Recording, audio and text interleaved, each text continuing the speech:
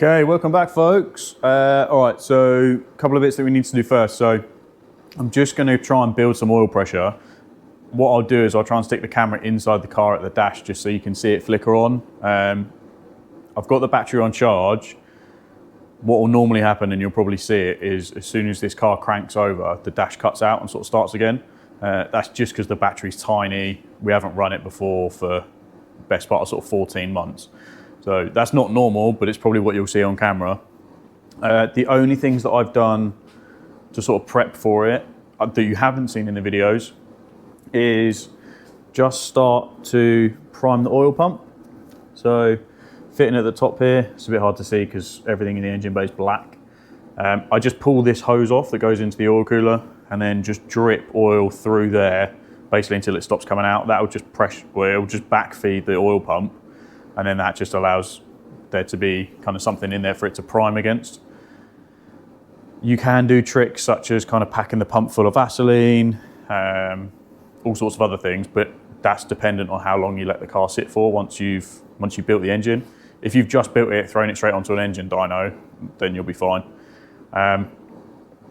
This car has always been real crap to try and build oil pressure, mainly because the 998 pumps are tiny.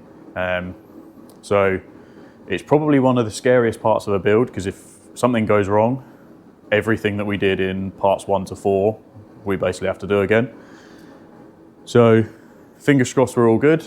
Absolute worst case, I will probably do the one thing that I will tell you definitely not to do, which is start the car up without building oil pressure first. I've done it once before and we were happy and it worked. But I wouldn't recommend doing it unless you know everything is correct. So, you know, if you've just bought a car, it won't build oil pressure, good God, don't start it. This one should be fine. Hopefully we don't need to, but we'll get there if it comes to it. Once we've got oil pressure, I've already got all the fuel lines and everything plumbed in. It should, I've had to do a bit of hooky wiring on the crank sensor, just to get it going. There was a bit of a break in the wire that we spotted. I'll throw a set of plugs in it, pull the choke out, put the leads on, and we'll see if we can run it. So this needs about 60 seconds, give or take, of running with no coolant in it, just to set the head gasket, like we mentioned in the previous video. There's a lot of people that scare off of that, but if you ever read the instructions that come with the BK450 head gaskets, that's literally what it tells you to do. The reason for that is there's a load of resins within the gasket. If you get it really hot really quick and then let it cool down, those resins set. They heat up, go moldable, they kind of find their flatness and then they set. That's why you retorque the head cold, because everything will have shifted slightly once it's done the first run in. So we'll run it for 60 seconds. It'll get pretty hot to the touch. I wouldn't run it any longer than that if you can get away with it. And once we've done that, I've got a load of bits of wiring to do. I'll go around, check a load of fittings, do a little bit of tidying up here or there just while the engine cools down. Then we'll fill it full of coolant, and then we'll go for a run. So this is going to need between 20 and 25 minutes of, I say static load running. So it'll just run on the ramp. It won't be in gear. We won't be trying to put any boost through it. We won't be revving it up and down. We're just going to set the fast idle or the idle screw on the carb just so that this runs around about 2,500 RPM. The one thing you can't do with these on a fresh build is let them idle. If you've got old cam, old followers that are already bed in, so if we were going to run our old T3, you don't need to do this step. You can literally just fire it up, drive to the dyno, good to go.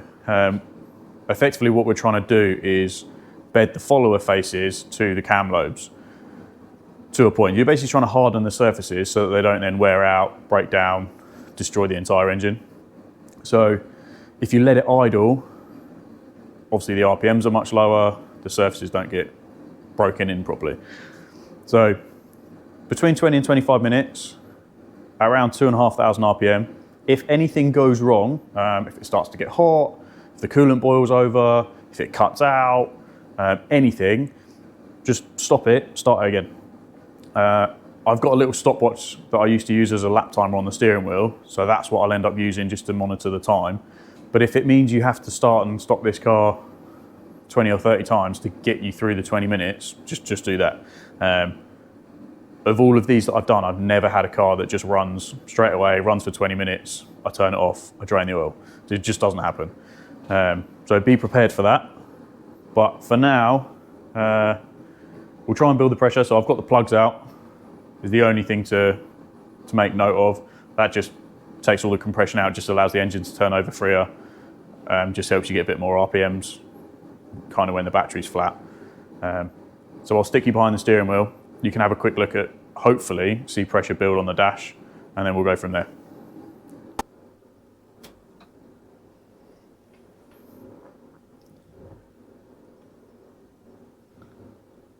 Cool, so she's fired into life, that's happy days. So we've got a couple of different presets on the dash, so RPM and speed, and then the gear will work once everything is up and running.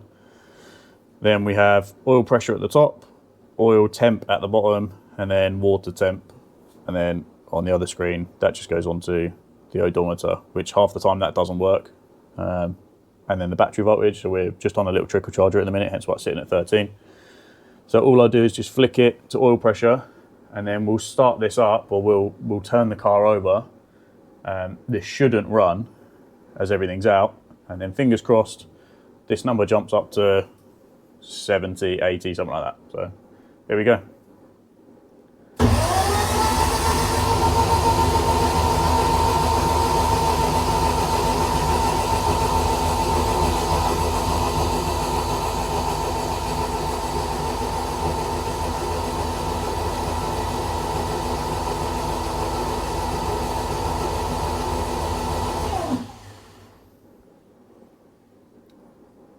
Alright, so it's not jumped up just yet.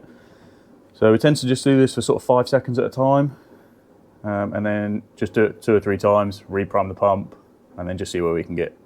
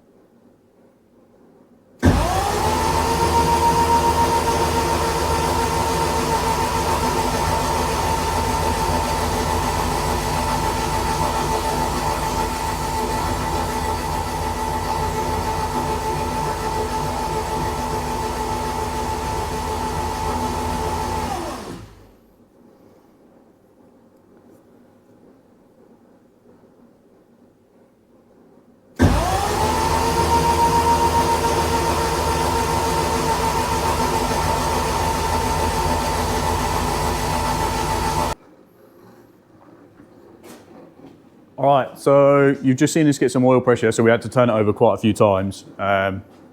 It's not the end of the world. Once you've done this, you'll never really do it again.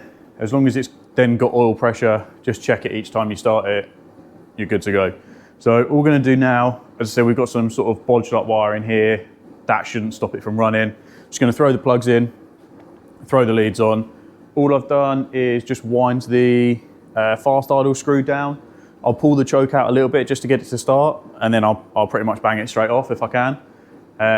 All we want to do now is just run it for about 40, 50 seconds, and then we'll shut it back off, then I'll do all the wiring stuff. I'm just going to swap you onto a different mic, just because this one's going to sound disgusting inside the car, and then we'll see if I can fire it up.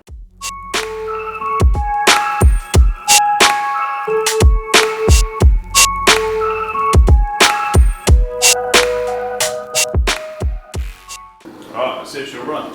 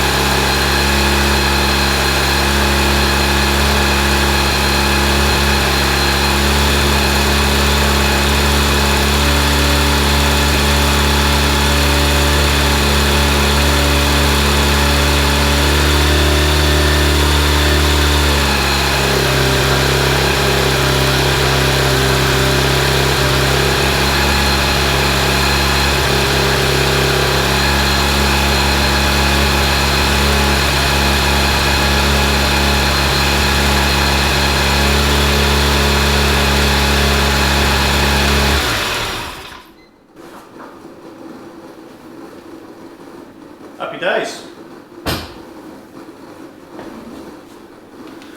There she is. Alright, so now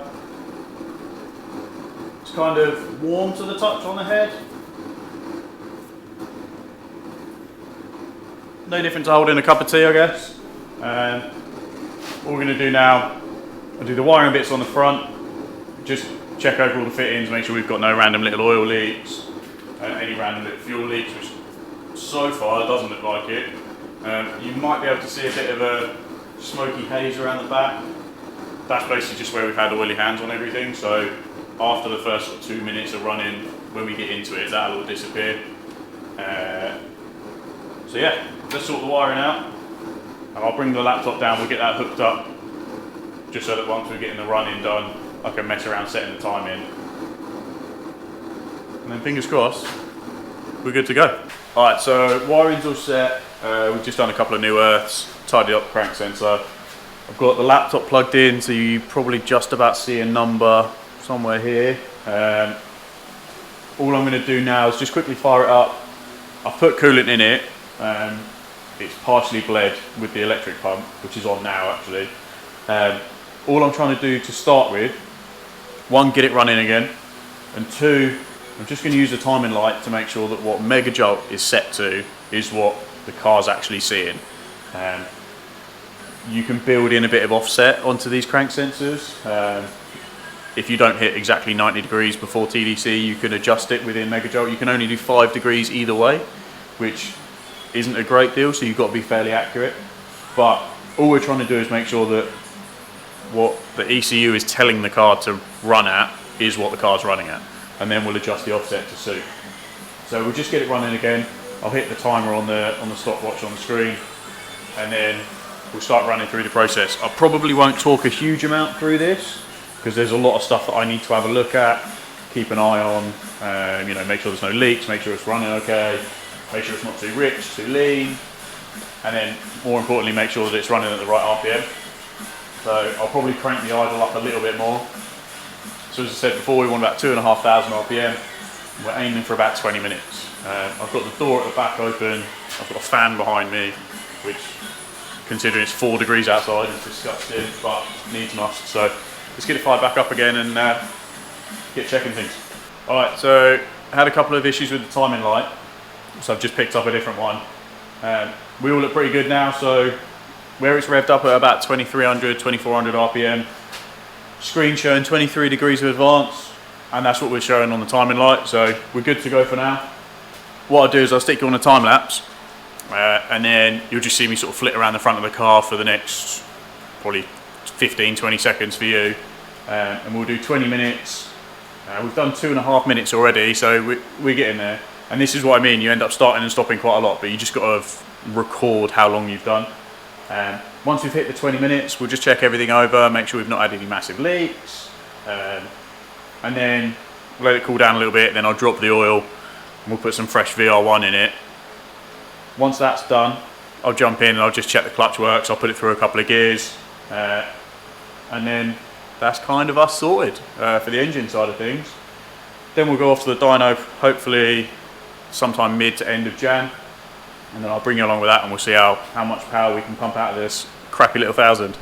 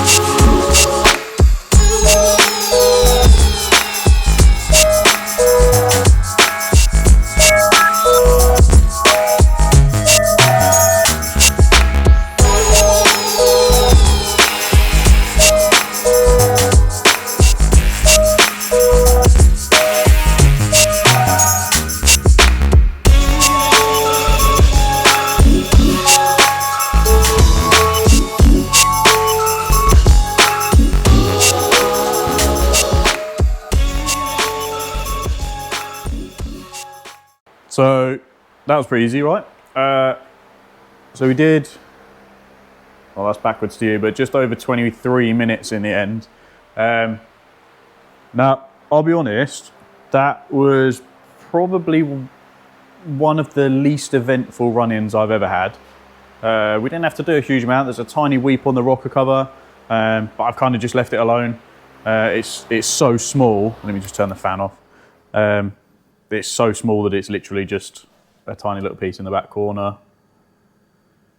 So I'm not too worried about that. It's got a cork seal on it at the minute, which I'm not a fan of.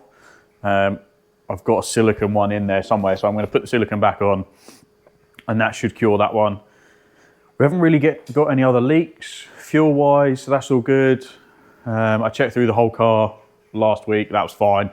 The only unions we've undone at the front are this one into the gauge, and then one straight into the carb under here. You can't really see it. The only thing I've had to do to get this running nicely, well, I say nicely, to get it running for this purpose, is because I've run it with the intercooler off, I've just had to basically richen it way up. So the one thing you've got to be careful of when you're doing this is to make sure that fueling is kind of there. So you'll hear a lot of terms like bore wash getting thrown around, and if you run it too rich, that will happen. I tend to run these anywhere around kind of 13.2 to 13.4 for this scenario.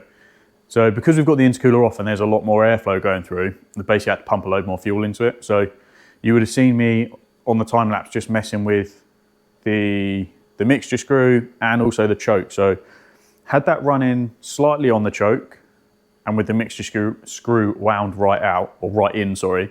And that's just to get the AFRs right for this.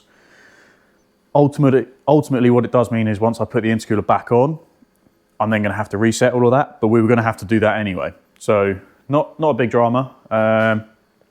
Ran that with my trickle charger on as opposed to the fan belt, because in my rush the other day to try and make sure all things were all good, it was easier for me to cut the belt off than it was for me to try and disconnect the alternator and do all that funny business.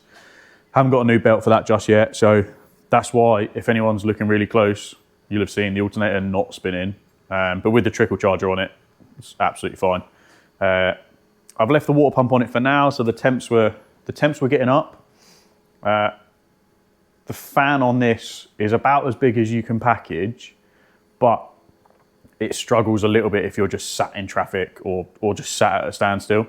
There's obviously no airflow in the workshop whatsoever, so that's why you would have seen me put the fan in front of it. With the fan on the front, it basically just sits at like 90 degrees, happy all day long. As soon as you drive this car, even if you're flat out, once you've got airflow through the rad, it's fine. It got hot at Brands, but that's just because we've got the splitter on and there's nowhere for the air to go. Hence why we've put the huge, somewhat distastefully ugly bonnet vents on, just to try and get that hot air back out of the engine bay. But otherwise, oil pressure was good, oil temps were good. All I'm going to do now is just let that cool down. I'm going to put the alternator back on. Well, sorry, I'm going to put the intercooler back on with all the associated pipes. So the main reason I don't do that is because it all sits right here. So for me to try and keep an eye on all of these various different coolant lines, a couple of vents, the alternator, and do anything on the timing side of things, having the intercooler and all the ductwork in there, it just makes it impossible. So intercooler comes off, we do all of this stuff, and then it'll get thrown back on pretty quick. And then realistically, apart from me dropping the oil out and putting some fresh VR1 in, so a new filter, new VR1, it's kind of good to go. I need to get hold of the chap with the dyno just to see when I can get over there. I did put a new map on the Megajolt. The old one was weird, like properly weird. Had a couple of people, or a couple of experts, have a look at it, and they weren't really too happy with what was on there. So we've gone for something that's a bit more generic to start with. So it's probably about 3 or 4 degrees soft compared to what we can do. So once we get to the dyno, we'll have a bit of a play with that, tweak it where we need to. But otherwise, providing no shiny stuff comes out of the oil, we're all good. Hopefully, I think.